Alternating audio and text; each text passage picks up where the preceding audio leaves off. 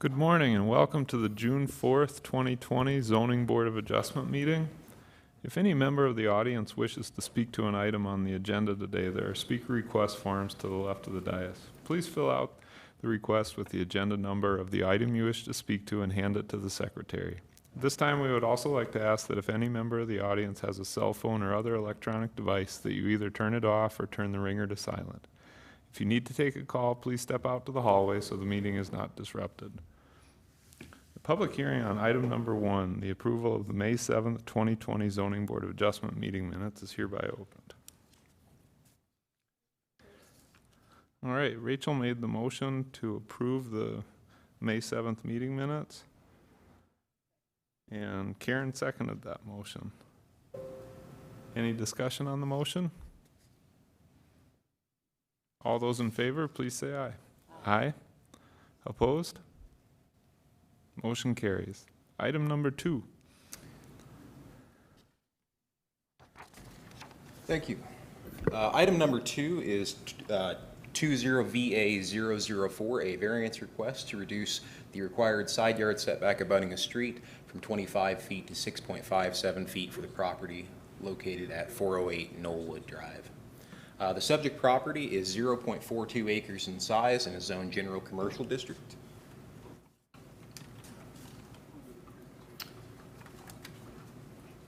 The future land use for the property identifies it as mixed-use commercial. And on the city's major street plan, it is accessed via Knollwood Drive, which is a commercial street, and it is just about a half block off of Haynes Avenue, which is a principal arterial street. This is the site plan that was submitted with the application. The applicant is Indian Collective, which is a Native American nonprofit group. They do grant writing and outreach, and they have an existing office at this facility located on the south side of the property, and they would like to expand along the north side here. That expansion is going to include office space, workshop space, and then above the ground floor, it would also include a 3-bedroom dwelling unit to serve as dwelling facilities for their employees that are either commuting to work or that may be coming through town since they are a national network.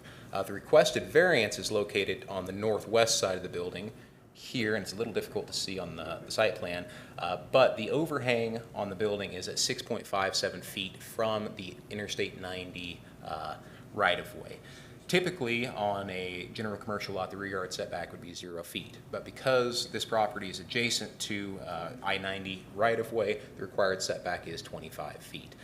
In that area, it's over 700 feet from this facility to the north to the next buildings located across I-90, and this building is over 200 feet from the drive area of the on-ramp eastbound onto I-90 as well.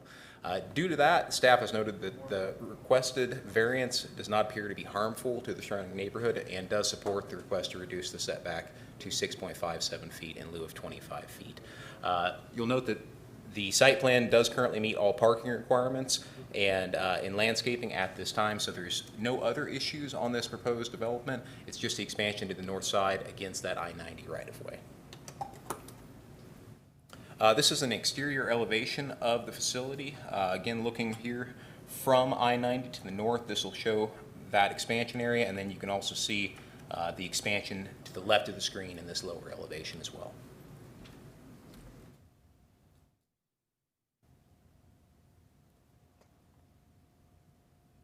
This is just a floor plan of the existing facility, and then again showing some of this workshop space and expansion area here on the upper part of the screen to the north. Primarily, the main facility will serve as the office space, and that expansion will be more of a workshop area, storage area as well.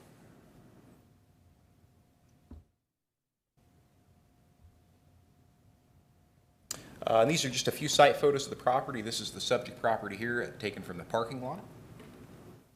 A view of the property from the south, looking north across Knollwood Drive. A view back to the east, showing some of the related uses. View to the west, looking back towards Haynes Avenue. View to the south. And this is also on the property showing the north side of the building and where that expansion will take place. They do still have enough room to accommodate the required parking and access aisle even with this expansion, and there won't be access around to the northeast side of the building. So that expansion will come out in this area, and it will leave just a little bit of space, the 6.57 feet to the north. With that, a view to the north, just noting the distance across I-90. Staff is recommending approval of the variance request to reduce the side yard setback abutting a street from 25 feet to 6.57 feet. The applicant, their consultant, is also in the audience if you have any questions, and of course staff is available for questions at this time as well. Thanks, John. Any questions for staff? I apologize, I don't have my cue up on my screen, so just wave at me. John, could you use your mic? Thank you. I was just concerned about the elevation difference, but I can see now what it is. Sounds good. Eric, Thank you, Mr. Chair. I was just curious how frequently it's anticipated the residence portion would be used. Office commercial does not typically allow for transient quarters, as far as I know. I know they allow for a caretaker in like a hotel kind of situation or something, but just kind of curious how frequently this plans on being utilized. So that was a discussion that staff did have on this application, and from our understanding, the anticipation is that those dwelling units will be used on a fairly regular basis, but they may not be used by the same individual. It may be employees that are as part of the national network that could be coming through town, so in that case it could function a little bit more like a hotel unit, but it also could be utilized by employees. Many of their employees do live on the Pine Ridge Indian Reservation, so commuting during bad weather or staying in town for later workshops or weekend events is sort of the use that is intended with it. And we did have the discussion whether or not this would qualify as a caretaker's unit or as some type of hotel apartment. And based on the definitions within the general commercial district, it does permit dwelling units above ground floor as a permitted use. And based on their operational plan, we didn't think that this could qualify as a caretaker's unit or a hotel, and we felt that it fit that definition as a permitted use. If I can clarify, there was a notation in the zoning about, yes, you're right about the conditional use of having using quarters, but it also mentioned on a property greater than 5 acres, as well as and also having minimum setbacks set to it. Right. The statement regarding 5 acres, I believe, is for a detached caretaker's unit only, and this would be attached and above ground floor, which negates the 5 acre requirement. And that initial requirement was set up for some of our RV parks or travel parks to have a caretaker's unit for a larger acreage for those that would then be a detached structure. Okay, thank you. No more questions. Vicki, did you have something to add? Thank you, Mr. Chair. So this was a very good comment, Eric, and you are correct.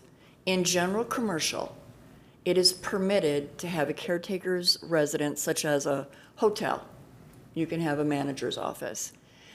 Karen, you actually worked on an application years ago, and we amended the ordinance for an RV park that said if you want a freestanding caretaker's residence, you have to be a minimum of 5 acres, and that's how we got to it. But if you're above the second floor, it is permitted in general commercial to have a residential structure. If it were on the ground floor of this facility, it would require a conditional use. Excellent catch. Just to make sure we're all clear on that, wanted to spell it out black and white. Thank you. Thanks, Vicki. Eric Hikas? Move approval. Thank you. Eric made the motion to approve the variance request to reduce the required setback from 25 to 6.57 feet on a side yard. And I assume, I shouldn't assume, are you citing the criteria that it would not be harmful to the neighborhood as part of your motion? Yes, sir. Okay. And Vince seconded that motion. Any further discussion on the motion? Mr. Chair? Vicki, yeah. My apologies. Eric, you cannot vote this morning. We have 9 here. Eric Ottenbacher, you can vote. Eric Heikes, you can participate, but you cannot make a motion or vote. So if we could you. start that over again. So I'll strike my motion. Thank you. Good catch. sir. Okay, Vince now is the motion maker on the motion as read, and Rachel seconded that motion. Any discussion on the current one? All those in favor, please say aye. Aye. Opposed? Motion carries. Any other items for Zoning Board of Adjustment today?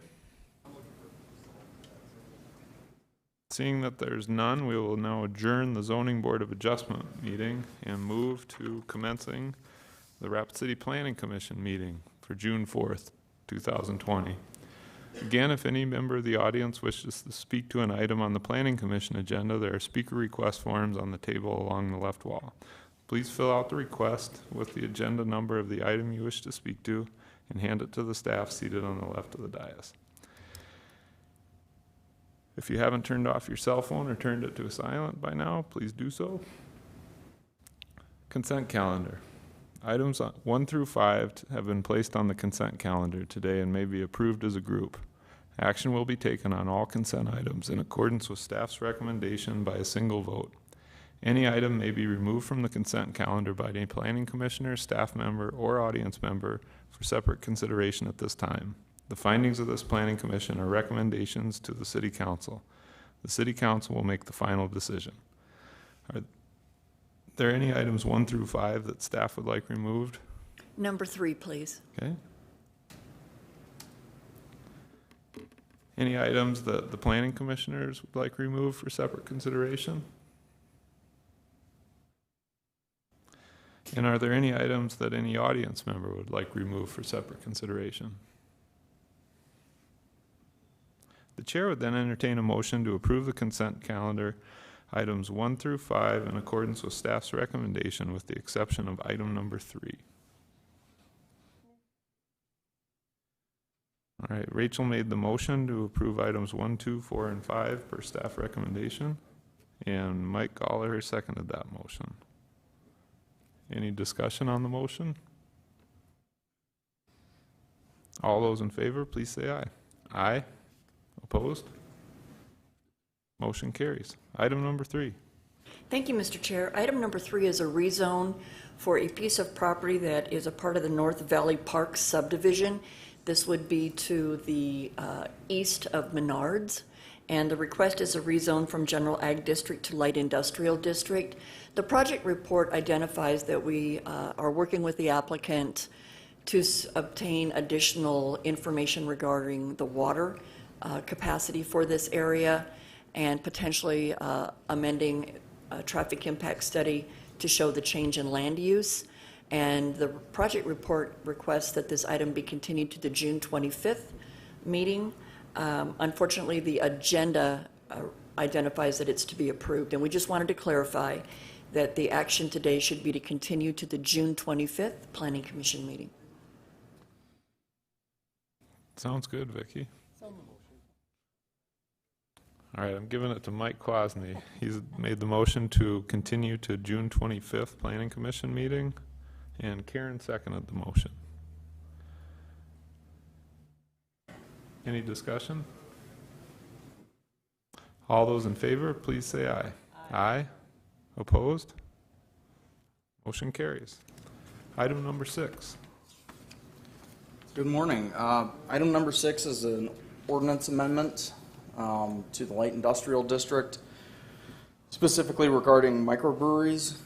Staff was approached by a local microbrewery with concerns about changes in state law and what the city's zoning ordinance says. So this is a staff initiated ordinance amendment with some specific things we're looking at. Microbreweries are currently allowed as a conditional use in the Light Industrial District, but there is no on-sale liquor establishment allowed in conjunction with that. Currently, state law, the state microbrewery license includes an on-sale liquor license so that they can sell their own beer at their microbreweries. In addition, the Rapid City Ordinance says that microbreweries are limited to 5,000 barrels of malt beverage a year, and that microbrewery license through the state actually allows a lot more currently. So what we've done with the ordinance is we've removed specific numbers identified and just reference South Dakota codified law so that as future changes happen, we're still okay with that. In addition, we're looking at our concern with the including an on-sale liquor establishment in conjunction with a microbrewery is that we don't want just bars opening up in light industrial. So that was one of our concerns, and by bringing it forward as staff, we were able to look at what would be appropriate to ensure that the use is accessory to a microbrewery and doesn't become the dominant use. And so you'll notice one of the changes, or one of the inclusions, is that the on-sale portion of a microbrewery would be limited 20% of the floor area. So in physical area, it would be accessory to, secondary to the primary use of a microbrewery. And then the final piece is that they have to apply for a conditional use permit if they want to include the on-sale liquor establishment to sell their own beer, which is included in their license for the microbrewery, but if they want to sell beer from other breweries, they would have to apply for a city malt beverage license in addition to the state license. So we're this is great being able to work with a local business to see how we can meet their needs and as well as protect our industrial districts and not make them new areas for bars or anything like that. So with that, staff is recommending approval of the ordinance amendment.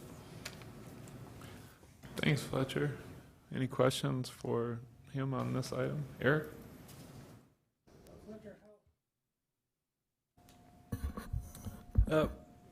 Fletcher, I was just curious how the 20% came about. Is that an arbitrary number, or is there some basis on? It's kind of an arbitrary number. It was just, we were talking through with the local microbrewery and mentioned it. I believe Vicki wants to answer this one. Vicki? Thank you, Mr. Chair. Eric, typically what we do with any land change, that 20% is our standard. If you are changing use of a building and it's only a portion of the building, once you hit that 20% or go over it, you're changing the overall character of that property. So we go back and then we look at landscaping and parking and bring those into compliance.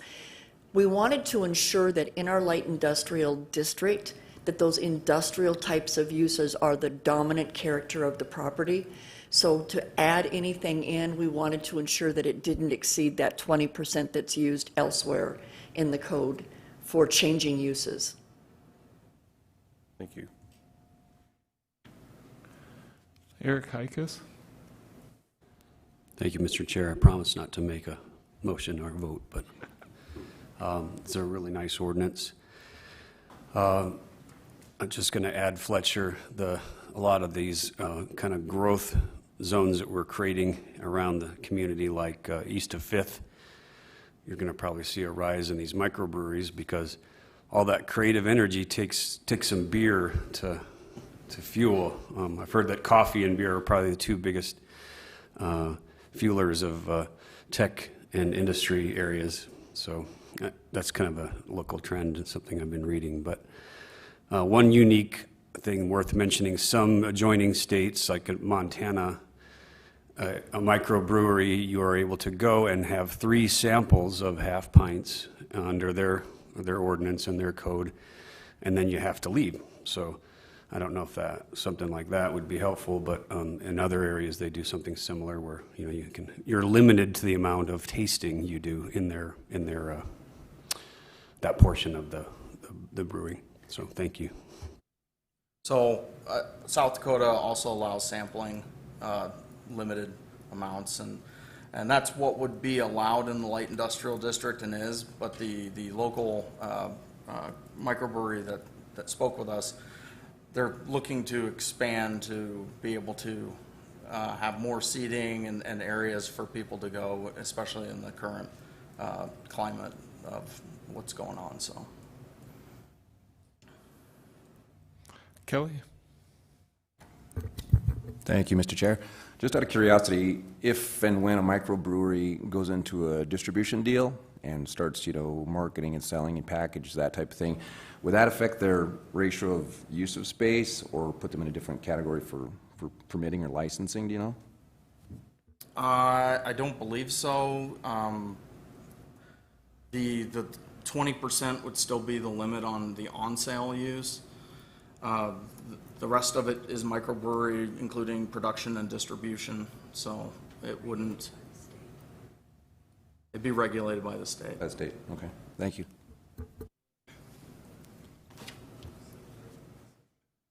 That question kind of tripped my thinking. I guess I don't have a conception. What do the state numbers mean as far as when that point is reached? Do we know? I mean, are Lost Cabin close or not anywhere close? I believe it's 30,000 barrels a year is what, for a microbrewery license, is what they're limited to. Our ordinance currently says 5,000 barrels. So once they exceed that, then I guess they're not a microbrewery anymore. They're a brewery, and I haven't actually looked in to see what the state law licensing for that would be, whether that would mean they'd have to get a different license. Raising it by 6 times probably puts off that for a little bit, though. Okay. All right, thank you. Any other questions, comments on this item? John? Is that only in light industrial or all zoning districts? Because we have some that are located in various zoning districts. Yeah, so good question. This is specifically for the light industrial district. We wanted to get this ordinance amendment through, see if we have support for it and whether it's the language that we want to see. We're probably going to be seeing changes to our central business district, urban commercial district, and general commercial district in the future to bring it up to. Why wouldn't we do it now? I don't get it. We're just delaying this because they're going to find out, like downtown, those are going to say, well, you've given them this and, So in those other districts, it doesn't limit the on-sale liquor use. So the reason we're bringing this forward specific to light industrial district is because the light industrial district currently doesn't allow the sale of beer and wine as a conditional use. So this ordinance amendment is specifically, the main intent is to allow an on-sale to be able to sell beer and wine at a microbrewery. So you can't do it if you don't have a microbrewery. But in the downtown, the urban commercial district, general commercial, urban commercial, that's on sale is already a permitted or a conditional use. So we're not seeing that issue in those districts. What I meant is we're going to be coming back with the language about the 5,000 barrels and changing that to just referencing state law. So that's why those aren't included in this one. is state law zoning conditional or is it open? I don't understand what that question is. In other words, is it allowed in any zoning, the state law? So, Wade, you can correct me if I'm wrong, but the state goes to how the facility is operated and the amount. It's up to the municipalities to determine what zoning designations the use should be permitted or conditional. Okay. And the reason why Fletcher brought forward this one as a standalone ordinance is because it is a separate application for every number within the zoning code that is an ordinance amendment. And for us to do one in general commercial, urban commercial, central business district, and shopping center, those would all be separate ordinance amendments. I think our intent initially was to see how you and ultimately the City Council feel about introducing on sale to the light industrial district, and also about eliminating the city's regulation of quantity and just deferring to the state. And it appears today that we're all in agreement that we should allow that to be state regulated. That way, if we just say meet state requirements, anytime the state would change, we don't have to run out and change every one of those districts each time. It just reflects whatever the state's going to require. So as Fletcher said, if this should go forward, you will see amendments to those other zoning districts to clean up that language to just say as that the quantity would be allowed as per state regulations. Good question, John.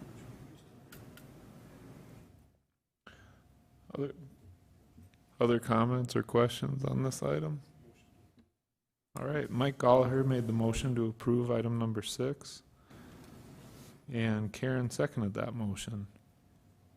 Any discussion on the motion? All those in favor, please say aye. Aye. Any opposed? Motion carries. Item number 7.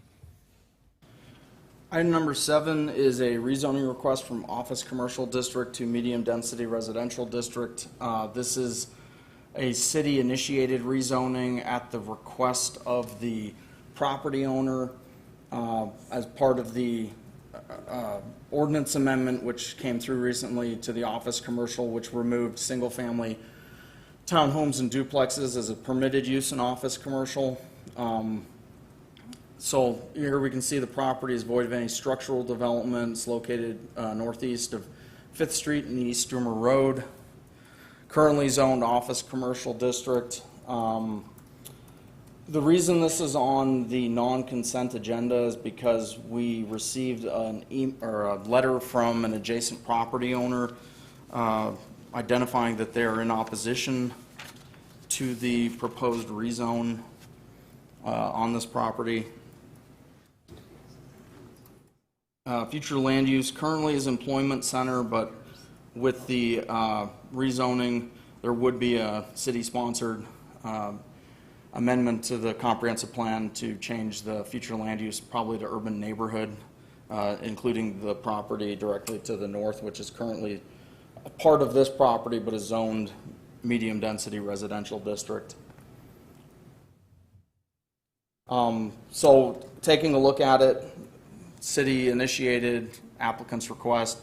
The concern was from the adjacent property owners that zoning it to medium density residential, they have a tenant in their space, and I believe it's in one of these buildings to the south, which one of their requirements is that they're not adjacent to churches or residential.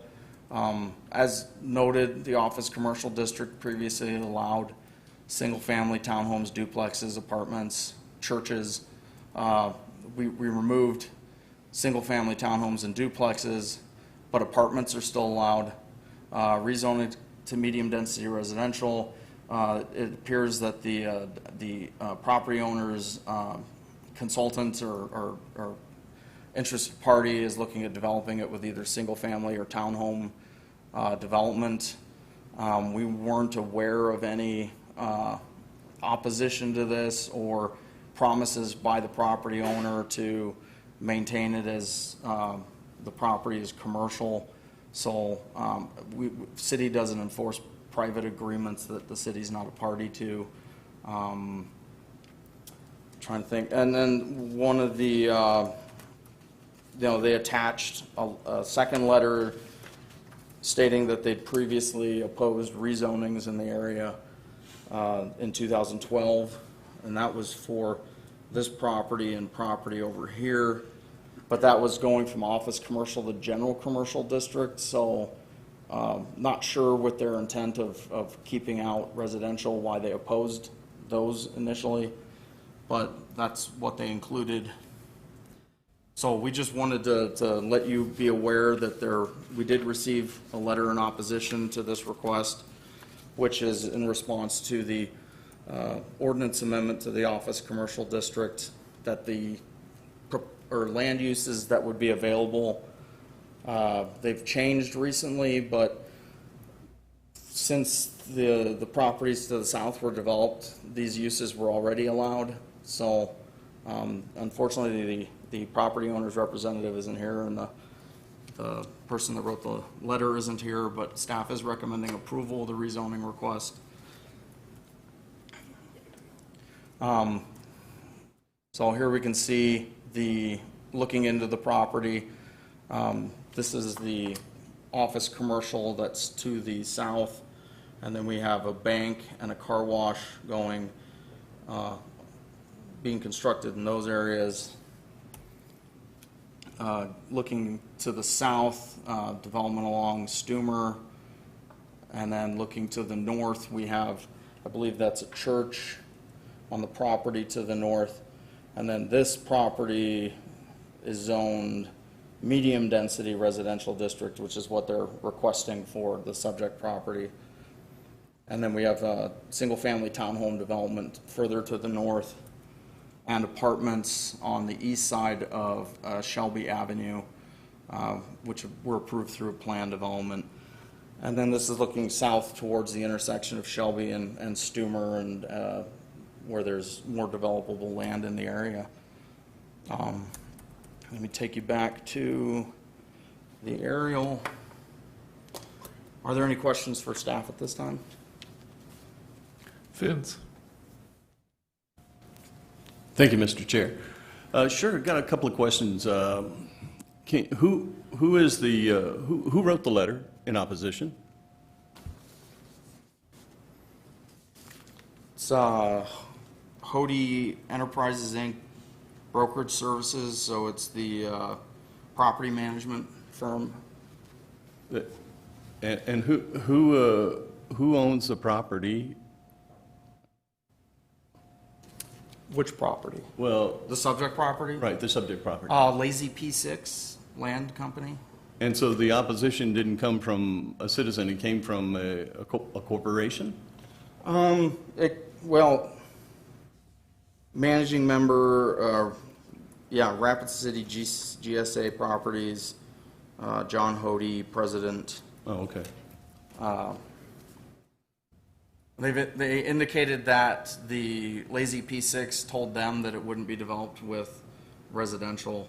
But as I said, it's even as office commercial, it could be developed as residential, or a church.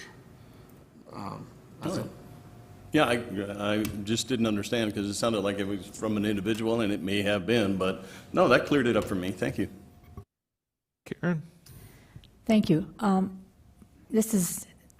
not exactly in opposition to this rezone, but in the property to the south of this current application is GSA, and they'll have to work with the property owner to the north to decide if they're in some conflict and sue each other if that's the case, or whatever they're going to do. That's not something the city can control. I understand that.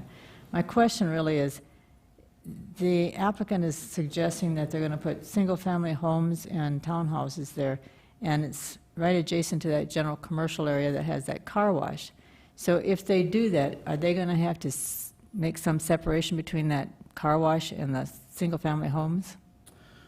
Currently, when we reviewed the car wash on that corner property, included in that was a screening fence along that east property line. So it's not going to trigger that the general commercial property do more.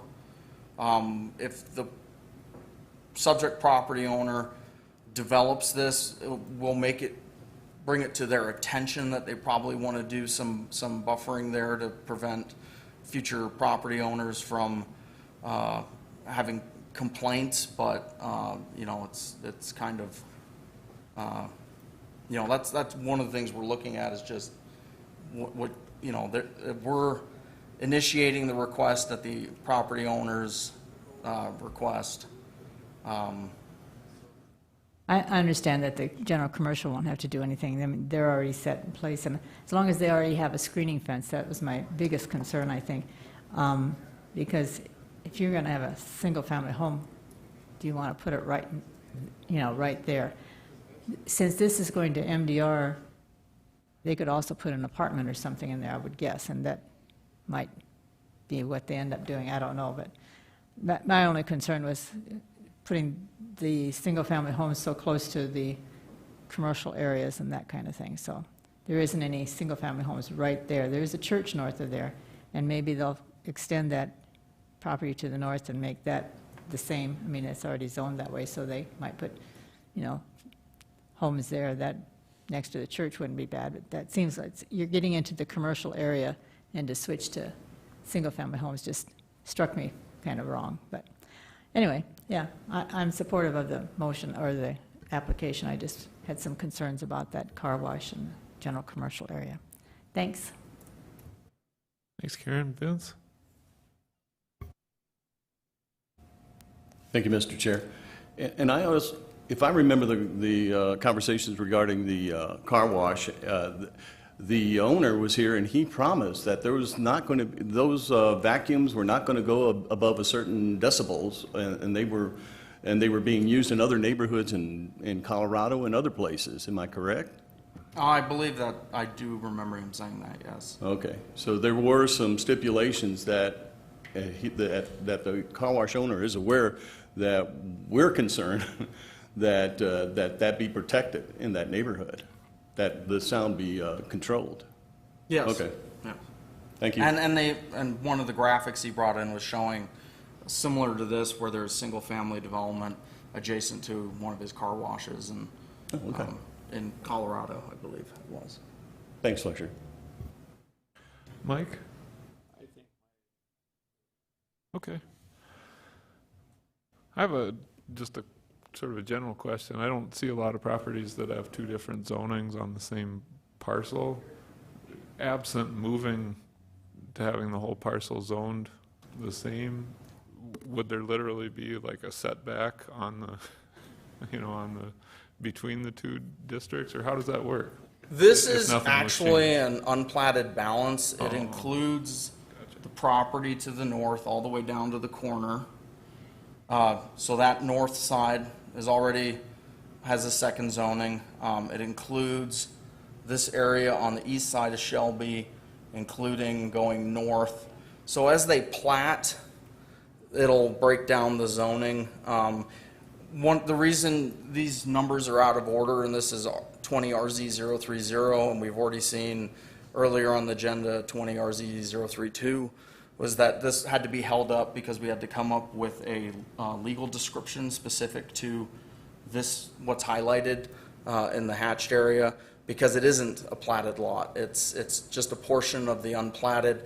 And after speaking with the property owner's representative, because at first we had everything in pink, here, and here included in the application, and then once we talked to them, they said, no, we don't want to do the corner. That's going to stay commercial office, and they didn't want to include the east side of Shelby. So the legal description on this is described as government lot 2, I believe, on the west side of Shelby, north of the subdivision here, just so that we could give it a description specific to this and finally get it on the agenda. That makes a lot of sense. Vicki? So to answer your question, no, there is no setback requirement within a zoning change on the same property. The land uses, though, would have to be appropriate for each of those zoning designations.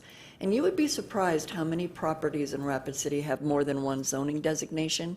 When we see speculative development where someone comes in with a master plan and they zone ahead of time thinking that their proposed layout will be what's actually built, and then as they get into the detail of it and the elevation constraints and the road shifting, etc., those rezones sometimes get shifted. You've seen many times we bring in just a little sliver of a rezone. So this would be one of them. I think when Lazy P6 initially looked at developing this area, they had it laid out very black and white and in a sharp grid system, and topographically it's just not supporting that. Karen? Thank you. I just want to follow up. It's not necessarily this particular property, but the property to the east where the apartments are, that is zoned MDR, and then the bottom half is zoned office commercial.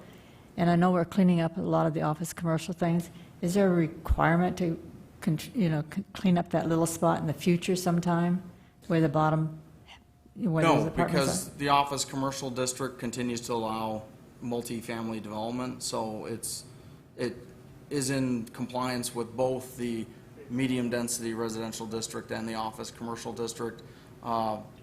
Thus, we didn't bring it forward as a part of these rezonings because it wasn't going to limit or wasn't going to make the current land use illegal.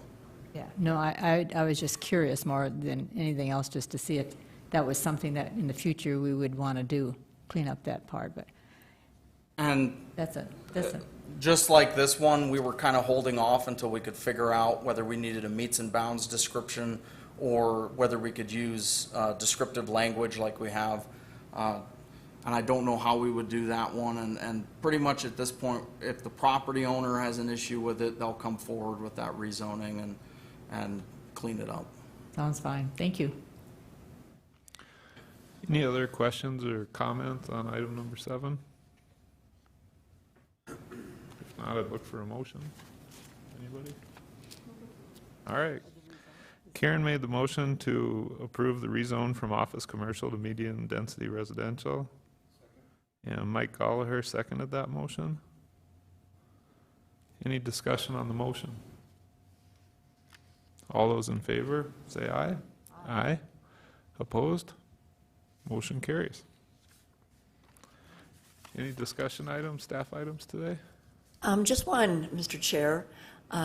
Many of you may not know that Kelly is our 3-mile representative that sits on the Planning Commission. And he will be moving in the very near future. And with that, once that move is final, he can no longer serve as the 3-mile representative and will step down from Planning Commission.